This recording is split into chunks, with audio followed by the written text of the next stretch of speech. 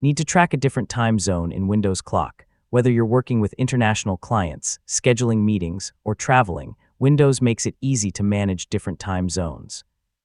Yeah, in this guide, I'll show you how to change time zones in Windows Clock in 2026, including how to add different cities and adjust your Windows time zone settings.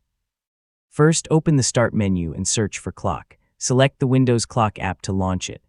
Depending on your Windows version, open the Clock or World Clock section to view different time zones. To add another time zone, select the option to add a new clock or location.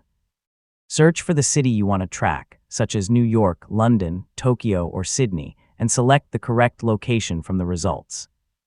Once the location is added, Windows Clock will show its local time alongside your current time.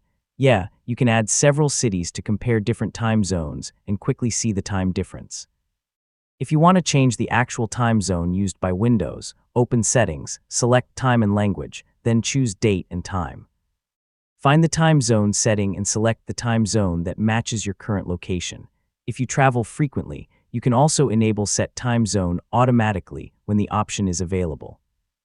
Windows can then adjust your time zone based on your location and system settings. After changing the time zone, check the clock displayed by Windows and compare it with your saved world clocks. Make sure the time and time zone are correct before scheduling meetings or other important events. And that's how to change time zones in Windows Clock in 2026.